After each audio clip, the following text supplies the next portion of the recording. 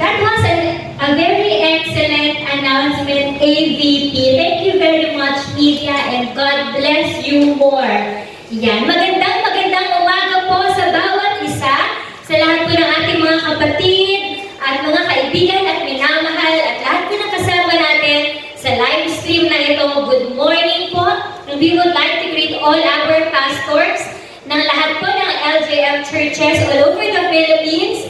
Yan, magandang umaga po sa lahat ng ating mga pastor, Pastor Alfred de la Cruz, Pastor Mirna de la Cruz, Pastor Grace Nabo from LJM Marikina, Marvils and Bulacan, and Pastor Janine Solomon from LJM Bicol, Pastor June Galios and Pastor Tess Galios from LJM Digos, at Pastor Mon de la Cruz and Sister Nauma de la Cruz from LJM Pampanga. At syempre ang ating mga pastor po dito sa Caloocan, Pastor Elmer Famisan and Pastor Carol Famisan, and Pastor Arnold and Pastora Sabel Bondan. Magandang umaga po at sa lahat po ng ating mga kapatid. Happy Blessed Sunday po to everybody. And in behalf po of Pastor Elmer and Pastora Carol, ako po ang inyong mga kasama sa pag-aaral ng salita ng Diyos. Be excited, kapatid, be empty, dahil doon tayo pupunuin ng Panginoon. Amen po ba? Tayo po lahat ay panalangin sa ating Panginoon. Heavenly Father, our powerful God, faithful provider, loving and gracious protector, we worship you, Lord. And we acknowledge that you are the Lord of Lords and the King of Kings.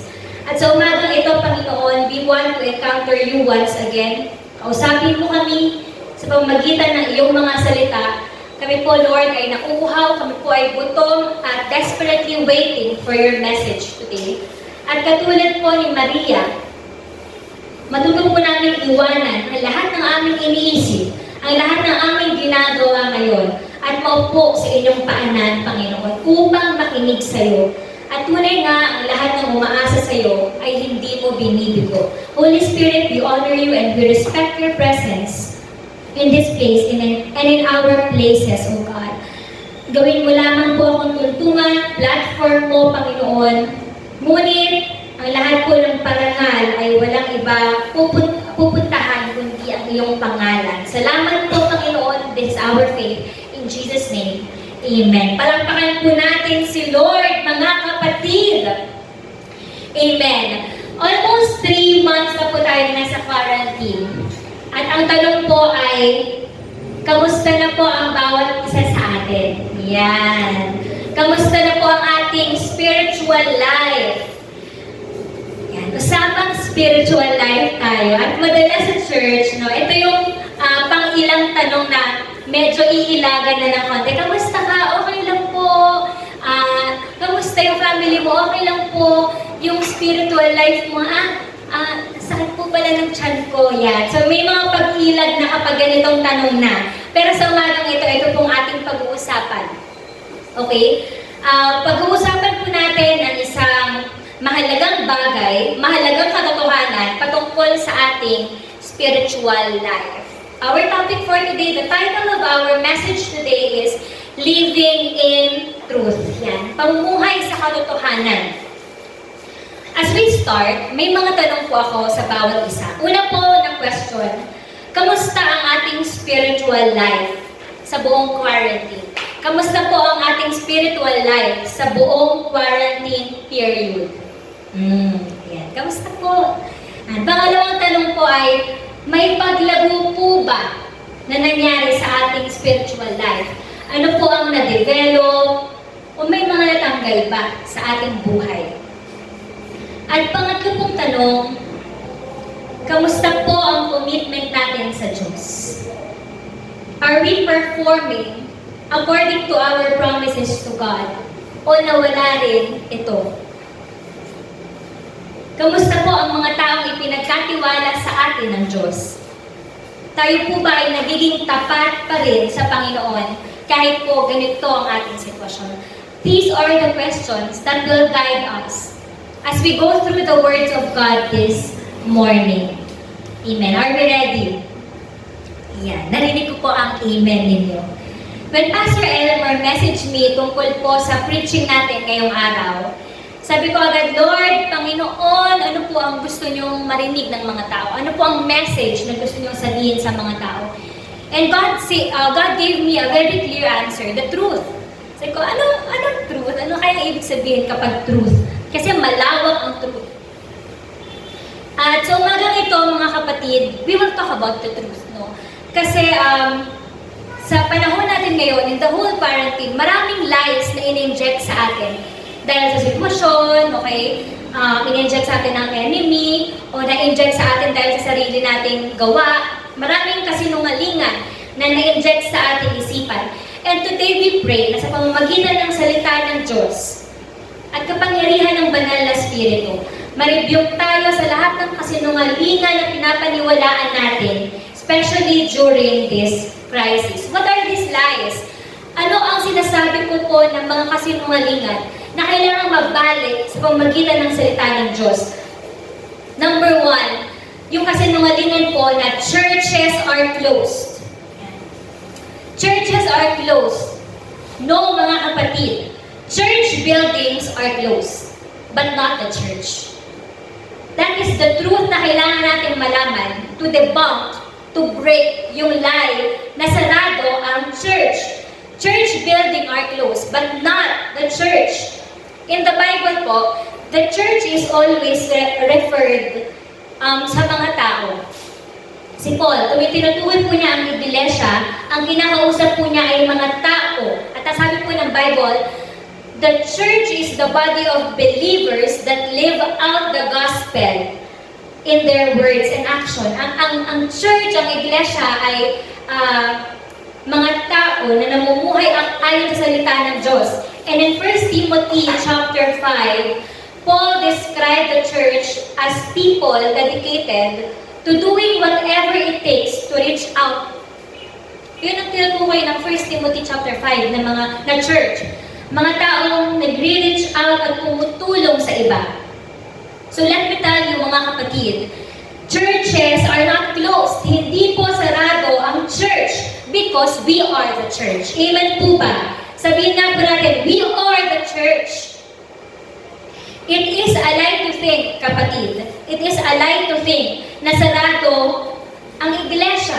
And it is a lie to think na sarado naman yung church, hindi mo na ako magsi-cell group. Sarado naman yung church, tsaka na ako mag-worship, tsaka na ako mag-pray talaga, tsaka na ako magbibigay, tsaka na ako magde-disciple. Hindi po sarado ang church because we are the church.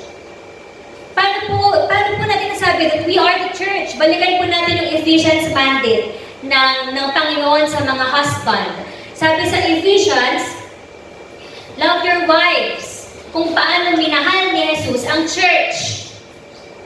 Love your wives kung paano minahal ni Jesus ang church. That He laid His life for her. Sabi ng Bible. Sabi ng Bible, mahalin mga lalaki, mahalin niyo ang inyong asawa. Kung paano si Jesus ay minahal ng iglesia, na ibinigay niya ang kanyang buhay para sa iglesia. At hindi po namatay si Jesus para sa gusali. Hindi po namatay si Jesus para sa building. Namatay siya para sa mga tao. Namatay siya para sa atin. Therefore, tayo ang iglesia. Tayo ang church. At hindi tayo nagsara. Amen. And so because church is not closed, because we are the church, we should remain faithful. We should ignite our prayer life, worship life, and be faithful to God sa lahat ng aspeto ng ating buhay. Amen po ba, mga kapatid? Mga kapatid, hindi po limitado ng 4 na sulok ng gusali ang ating commitment. Uulitin ko po, the church is not closed. Amen. Yun po ang unang kasinungalingan na kailangang mabalik ng salita ng Diyos, ng truth. That's why our topic is living in truth. We cannot believe into a lie na sarado naman ang church, tsaka mo na gawin yan, tsaka mo na gawin to. No, you are the church. And your commitment is not limited sa gusali, na kapag wala ka na doon sa gusali na yon, you are a totally different person. Remember what the Word of God says in 2 Corinthians 5:17, kung sino mang nakipag-isa na kay Kristo ay isa ng bagong nilalang. Wala na ang dati, siya ay bago na. Hindi po sinabi sa verse na kung sino man ang pumasok sa simbahan ay isa ng bagong nilalang. And so kapag wala yung simbahan, kapag wala tayong magpasukang gusali o simbahan para sumamba, we are going to go back sa kung saan tayo ni-rescue ng Diyos noon. No, mga kapatid, if we are connected to Christ already, we are a totally different person from the inside out. Amen. The church is not closed. Pangalawa pong kasinungalingan na dapat mabali ng Word of God ay spiritual life is seasonal. Spiritual life is seasonal. Let me tell you, spiritual life has seasons, but it is not seasonal. Okay? Spiritual life has seasons, but it is not seasonal. Ano po ba ibig sabihin ng seasonal? It means fluctuating. Meron, tapos wala, tapos meron, tapos wala. O kaya restricted or limited according to the season of the year. Ay meron lang buwan na committed tayo kay Lord, merong buwan na wala. Hindi po ganon ang ating spiritual life. Again, spiritual life has seasons, but it is not seasonal. Ang sabi po ng John chapter 15 verse 4, okay, remain in me as I also remain in you. No branch can bear fruit by itself. It must remain in the vine. Yung word po na remain sa Tagalog version, Tagalog translation, it means manatili. Hindi nga kumapit kasi kapag kumapit, choice mo kung hahawak ka o hindi. Pero sinabing manatili. Hindi lang kumapit kapag kailangan, depende sa season. Hindi po yun ang sinabing term. Ang sinabi pong term ng verse na John 15:4 ay manatili. Ibig sabihin, in all seasons, stay connected to God. Totoo po na may season ng ating spiritual life. Na-topic na po natin ito sa ibang preaching, yung mga seasons of spiritual life. No? Meron tayong growing season. Ano po ibig sabihin ng growing season? Yung maraming changes, pero para yun sa paglago mo. Maraming challenges, pero pinapatapang ka. Ayan. Meron din tayong tinatawag na pruning season. Ano po yung pruning? Okay? Ito yung may tinatapyas sa atin. And God allows test after test. Yung parang sunod-sunod yung pagsubok. Pero ang katotohanan pala, may tinatapyas si Lord na maling attitude, maling belief, character. Dito tayo nakakaranas ng mga difficulty, mga uncomfortable situations. Pero ang kailangan natin gawin dyan sa pruning season na yan ay allow it to complete its work. Kaya mong matapos yung pruning kasi may work din sa buhay mo. May purpose yan. And allow it to complete its work in you. So, sabi nga ng 1 Peter 1:7, di ba? 1 Peter 1:7, we are tested. Katulad ng kung paano ang ginto ay pinapadaan sa apoy. Yan. Tested as fire test and purifies gold. Kung paano ang apoy, tinetest niya at pinupurify niya ang gold. Ganun din dumadaan tayo sa ganyang pruning. That's a season na meron ding wilderness. Yan. Ito kilala natin to. Wilderness season o yung tinatawag natin dry season. Ito yung parang wala kang nare-receive na bagong message, parang wala kang naririnig, okay, puro kawalan, puro paghihintay, puro suffering, okay, and God appears to be silent in this season. So, ano gagawin natin dito? We have to resist the lies na kaakibat ng season na to. Okay? Kundi kumapit sa Panginoon at maghintay sa Diyos. At lalong lumapit sa Panginoon. Yan, sabi nga ng Psalms 34:18, the Lord is near to the brokenhearted and saves the crushed in spirit. Hindi yung brokenhearted dahil sa mga pinili nating choices. Kundi, kapag dumadaan ka sa season na dry, parang matabang yung relationship mo kay Lord, parang ang layo-layo niya. kailangan nating maunawaan na ang Diyos ay malapit. The Lord is near to the brokenhearted. It is just minsan clouded tayo ng mga emosyon natin. So that's one season. And last season ng spiritual life ay yung harvest season. Siyempre, ito yung paborito natin. Ito yung umaani tayo ng pagpapala. So itong apat ito, these are the seasons of spiritual life. Pero like I said, spiritual life has seasons. But it is not seasonal.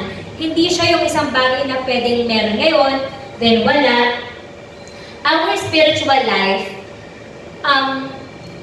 should be firm. Dapat firm tayo. Our faith, relationship, and commitment to God should not be seasonal.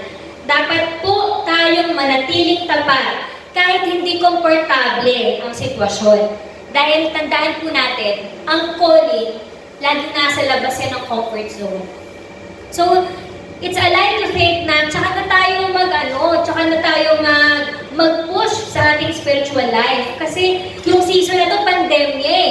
Yung season na to, walang church, walang ministry. No, it's a lie to think that way, kapatid. Ang calling po ng Panginoon ay nasa labas ng comfort zone. At itong pandemya na to is nasa labas ng comfort zone natin. Hindi tayo makagawa ng mga bagay na to, restricted tayo.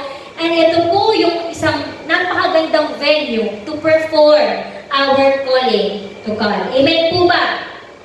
Yan po yung pangalawang lie na dapat mabalik sa pamamagitan ng truth. Spiritual life is seasonal. No. Spiritual life has seasons, but it is not seasonal. At pangatlo pong kasinungalingan na dapat mabali ng katotohanan ng Word of God ay Christians may conform. Okay, Christians may conform. Sabi pa nga po ng iba, nagpapahinga din naman lahat. Ikaw din, magpahinga ka din. Okay? Sila din naman hindi sila nag-online eh. Sila din naman hindi sila nagre-respond eh. Dapat ako din, hindi na din ako mag-online. Dapat ako din hindi na rin mag-respond. Kapatid, ang relasyon natin sa Diyos ay hindi nakadepende sa iba. Ang commitment natin sa Panginoon ay hindi ginagaya lang sa kung ano ang nakikita natin. Amen po ba? Tayo pong lahat ay may kanya-kanya, may individual work na kailangan gawin sa ating spiritual life, kapatid. Regardless kung may ibang gumagawa, regardless kung may kasama ka o nag-iisa ka na lang na sumusuporta, tayo po lahat ay may individual work to do sa ating spiritual life. Ang sabi po ng Philippians chapter 2 verse 12. Okay, Philippians chapter 2 verse 12. Therefore, my dear friends, as you have always obeyed, not only in my presence, but now much more in my absence, continue to work out your salvation with fear and trembling. Continue to work out your salvation. Work out your salvation, kapatid. Nakikita ka man o hindi, may kasama ka man o wala, maging tapat tayo na i-work out, trabahuhin ang ating kaligtasan. Amen. Kung ginagawa po natin ng isang bagay, kahit mali, dahil ginagawa naman ito ng lahat, we have to be reminded by Romans chapter 12 verse 2. Sabi ng Romans 12:2, do not conform to the pattern. Kapatid, baka pa-relax ka. Bakit nagbababad ka sa mga bagay na alam mong hindi na para sa'yo? All because you think na ginagawa naman yan ng lahat. The moment na naging citizen of heaven na tayo, ang mga gawang pangmundo ay hindi na para sa'yo. Do not conform. Amen. Mga kapatid, ang maganda po sa Word of God, it is rebuking, but it is also redemptive. It is rebuking, but it is also redemptive. Kino-correct tayo, pero ibinabalik din tayo sa katotohanan. Huwag tayong mataya ng mga kasinungalingan na ito, but let us be changed by the truth from the Word of God. Mga kapatid ko po sa pananampalataya, I urge you, hindi po ito ang season para huminto tayo. Hindi po ito ang season para mag-relax tayo. Manatili tayong tapat at lumalakad ayon sa salita ng Diyos, anuman po ang sitwasyon. Our country needs our prayer. Our government needs our prayer. The world needs the prayer of the faithful servants of God. Hindi ngayon ang tamang panahon para tayo ay mag-relax. Ang sabi po ng Hebrews chapter 6, okay, this is quite long, but we will read this as we end. Hebrews chapter 6, verses 1 to 12. Therefore, let us move beyond the elementary teachings about Christ and be taken forward to maturity. Ito po ang truth na dapat gawin. Instead of believing into lies, na church is closed, spiritual life is seasonal, tayo mga Christian, we can conform, sabi po ng Hebrews 6. Move beyond the elementary teaching about Christ and be taken forward to maturity, not laying again the foundation of repentance from acts that lead to death and of faith in God, instruction about cleansing rites, the laying of hands, the resurrection of the dead, the eternal judgment. And God permitting, we will do also. Talon po tayo sa verse 9. Even though we speak like this, dear friends, we are convinced of better things in your case. The things that have to do with salvation. Verse 10, God is not unjust. He will not forget your work and the love you have shown Him as you have helped His people and continue to help them.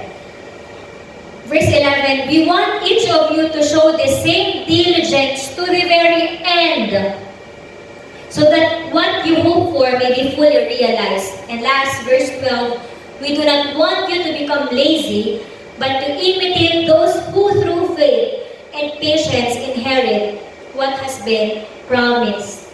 Ang kausap po dito ni Pablo ay ang mga first fruit ng kanyang paghayo, mga mananampalataya na, mga unang batch na kanyang siniran. At tinuro na dito, instead na ito pong, ang context ng verse na to ay nagbibigay siya ng warning para sa mga nalalamig at sa mga discouraged. At ang sabi niya, instead na mag-focus tayo sa panlalamig, okay, sa panghihina, may binigay siyang mga katotohanan na kailangan nating gawin. Una, repent from acts that lead to death. In short, repentance, magsisi. Sabi doon ng verse, repentance from acts that lead to death. Stop going back from where you have been rescued. Tama na ang pagbalik sa kung saan ka iniligtas ng Panginoon. And instead na bumalik tayo ng bumalik sa dati nating mga buhay, we have to move on towards maturity. Minsan po, ang dami nating hinahanap sa ating spiritual life, ang dami nating hinahanap sa walk natin with God, pero hindi natin minamaster ang repentance sa ating mga buhay. Nag-worship tayo at tinataas natin ang mga kamay natin, pero at the same time, itong mga kamay na ito ay ginagamit din natin sa paggawa ng kasalanan. At ang sabi po ng salita ng Diyos, it's time to repent.